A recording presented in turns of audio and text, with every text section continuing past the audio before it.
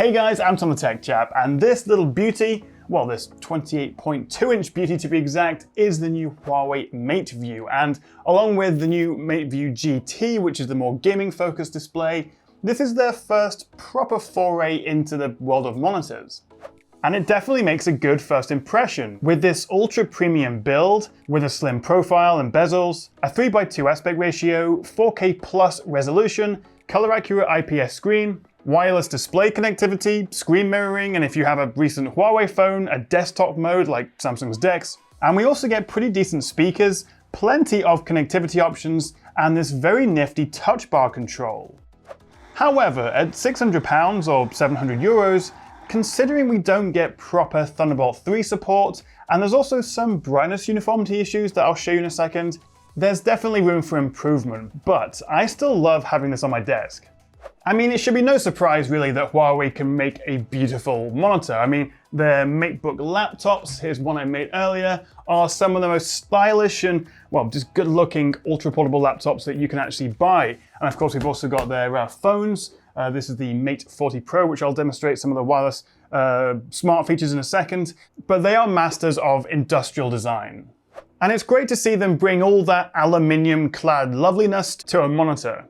So we get this all aluminium chassis, which is just gorgeous. It's clean, it's modern, but it certainly takes a page out of the likes of Apple and Dell's design playbook. From the side, the screen has a definite iMac vibe, and the all-round slim bezels keep things feeling modern up front. The stand feels really solid as well. There's a ton of height adjustment and a good 25 to 30 degrees of upward tilt and 5 degrees downward, although it does miss out on rotation. It is fairly lightweight though, so swiveling the whole screen is easy enough. Now, when you power on the MateView for the first time, you get a quick tutorial on how to use the Smart Bar, which is Huawei's name for this touch-sensitive strip that runs under and along the base for controlling the on-screen display options.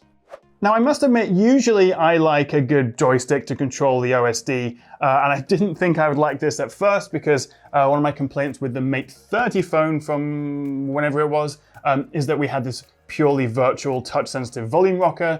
We still have that with the Mate 40, but they've also then added in the physical volume as well. So I've not always been the biggest fan of their touch-only sort of direction of UI, but actually this works really well.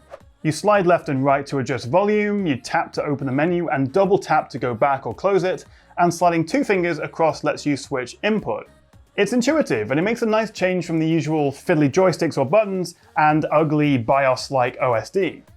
Now, the screen inputs are at the base of the stand, and we get a HDMI 2.0 and a mini DisplayPort 1.4 along with a USB-C for power.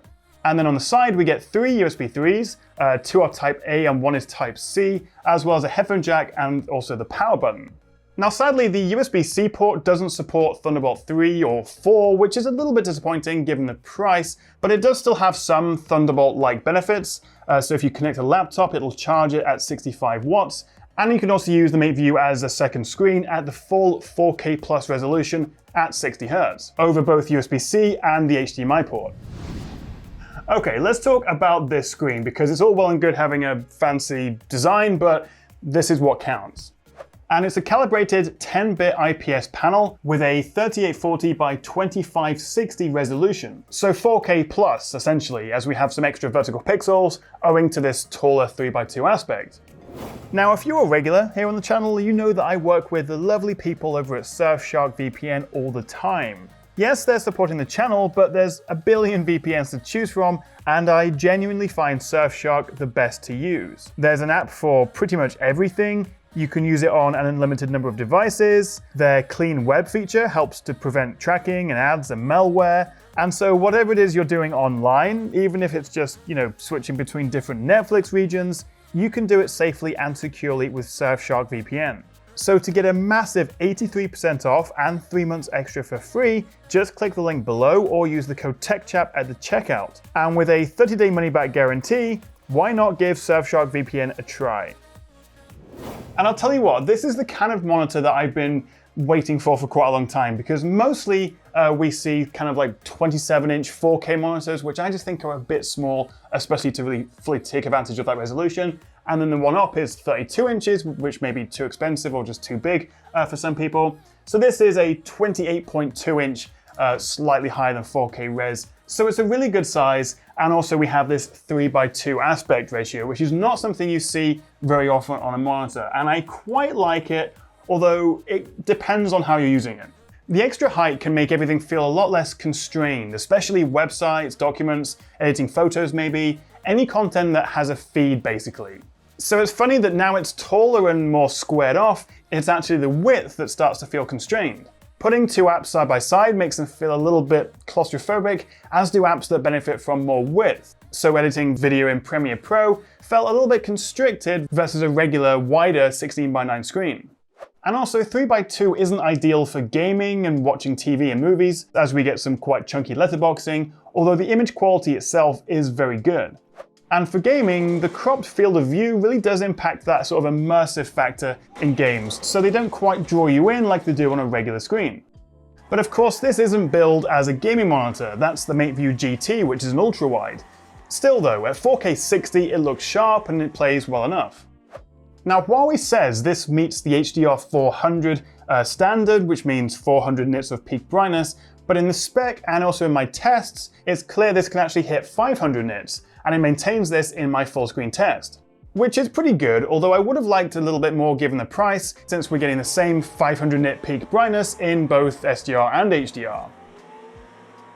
The bigger issue though with this is panel uniformity. It may be harder to tell on the camera, but in person, you do notice the brightness drop off around the edges, especially on the right-hand side, which is noticeably dimmer.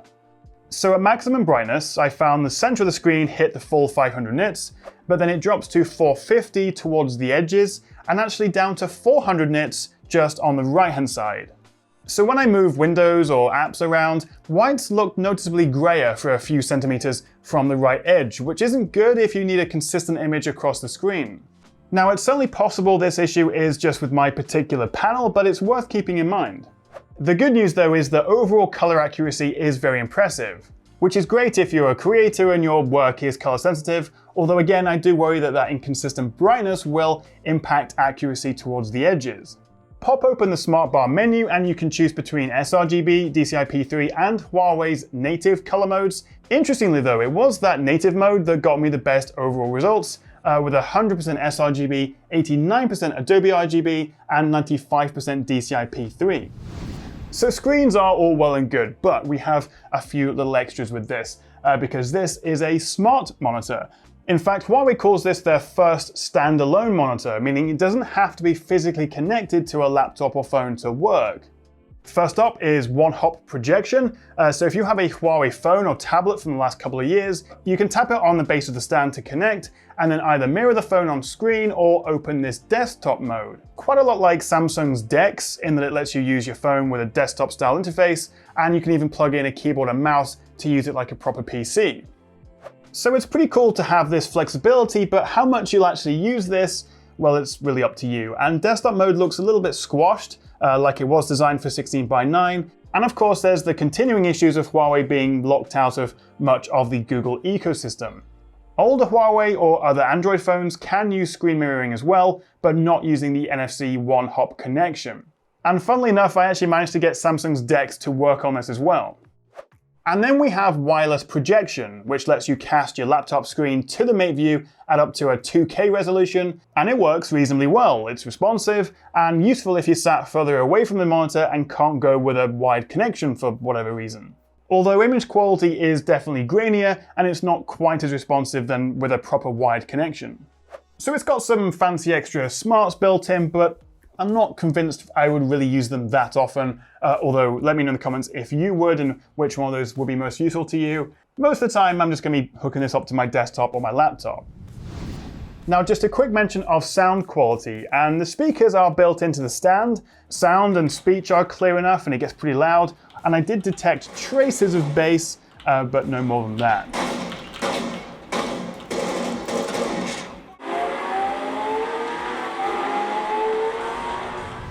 Alright then, so let's sum up. And should you buy the Huawei MateView? Well, yeah, I think it's definitely worth considering.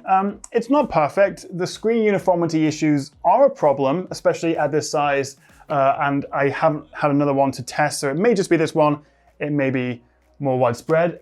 Also, the 3:2 aspect ratio will be a massive selling point for some people, so this really does depend on your use cases. But personally, I really enjoy using this aspect ratio, and it does make it stand out, especially together with that 4K plus resolution. So it's incredibly sharp, solid color accuracy, lovely build and design. And actually, this isn't something I say very often, but I think it's priced pretty fairly at £599 or €699.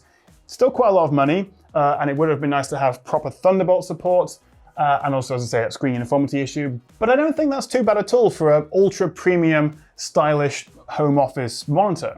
However, I'm not totally convinced how useful those smart features are, although I do quite like the touch bar, but then that's like a fairly trivial thing. You're not going to be using it that often.